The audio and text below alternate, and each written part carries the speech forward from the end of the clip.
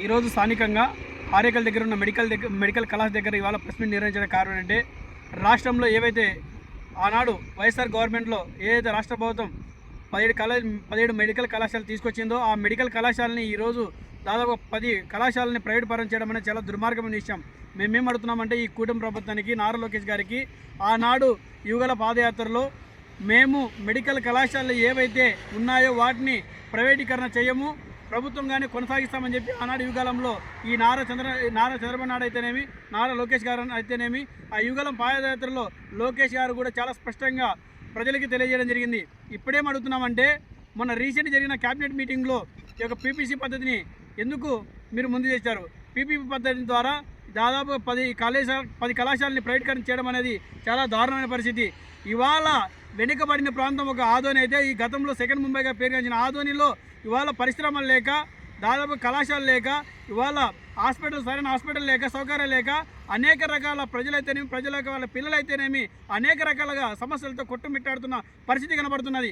మేమేం అడుగుతున్నామంటే ఈ కూటమి ప్రభుత్వానికి తప్పనిసరిగా ఏదైతే 10 కళాశాలని మీరు పీపీపీ పద్ధతిలో ప్రైవేటీకరణ చేయాలని మీరు అనుకున్నారో దాన్ని తక్షణమే P4 పద్ధతిలో తక్షణమే వెనక్కి తీసుకోవాలని చెప్పేసి ఈ విధంగా కేంద్ర ప్రభుత్వానికి కానీ రాష్ట్ర ప్రభుత్వానికి ఈ పద్ధతిలో డిమాండ్ చేస్తున్నాం.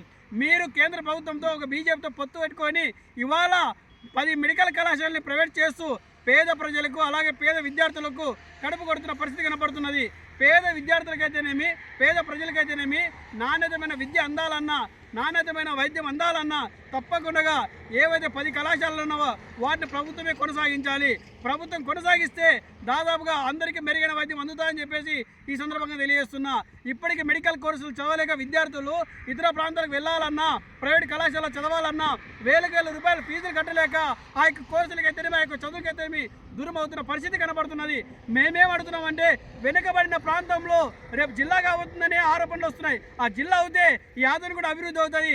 జిల్లా అయితే ఇక్కడ మెడికల్ కళాశాల కూడా వందలాది మంది విద్యార్థులు, పేద విద్యార్థులు చదువుతారు. ఈ యొక్క పేద విద్యార్థులు కూడా మంచి నాణ్యతమైన విద్య అందుతుంది. దీనివల్ల వాళ్ళ యొక్క తల్లిదండ్రులు కూడా మంచి ఆరోగ్యమైన సౌకర్యాలు కూడా దొరుకుతాయి. ఇలాంటి వైద్య సౌకర్యాలు లేక ఇక్కడ ఏ ఒక్క పేషెంట్ హాస్పిటల్లో జాయిన్ అయితే కూడా ఆ యొక్క పేషెంట్ని ఇక్కడ నుంచి కర్నూలు రెఫర్ అని చెప్పేసి దాదాపుగా 98 కిలోమీటర్ల దాకా పంపిస్తున్నారు. ఆ యొక్క ఇక్కడ నుంచి అక్కడికి వెళ్ళే లోపల ఆ యొక్క వాళ్ళ ఆరోగ్యాలు అన్ని ప్రమాదాలు జరుగుతున్నా, అన్ని ఇబ్బందులు జరుగుతున్నా కూడా తప్పనిసరి పరిస్థితుల్లో వాళ్ళ ఇబ్బందులు ఎదుర్కొని కూడా వెళ్ళాల్సిన పరిస్థితి ఉన్నది. మేమేం అడుగుతున్నామంటే అంత దూరం వెళ్ళేదాకా ఉన్న కళాశాలనే మనము ప్రభుత్వంగా సాధించుకుంటే ఇక్కడే అన్ని రకాల సౌకర్యాలు, అన్ని రకాల వైద్యం కూడా అందుతుందని చెప్పేసి ఈ సందర్భంగా తెలియజేస్తున్నాం.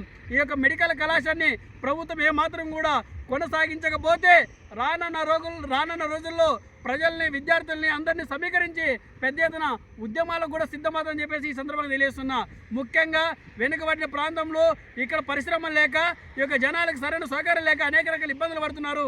ఈ యొక్క మెడికల్ కళాశాల వస్తే దాదాపుగా 40 పడకల నుంచి 100 పడకల ఆసుపత్రి తయారవుతుంది. దీంట్లో వందలాది మంది విద్యార్థులు కూడా మెడికల్ కోర్సులు చేయొచ్చు. దాదాపుగా విద్యార్థులకు ఉపాధి దొరుకుతుంది.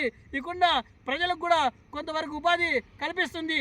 అలాగే ఏ గ్రామాల చుట్టుపక్కల ఉన్న దాదాపుగా 14 మండలాలు ఏవైతే ఉన్నాయో ఆ మండలాల నుంచి అనేక రకాల సౌకర్యాల కోసం ఇక్కడే హాస్పిటల్లో చేరడానికి కూడా మంచి సదుపాయాలు ఉంటాయని చెప్పేసి ఈ సందర్భంగా తెలియజేస్తున్నా.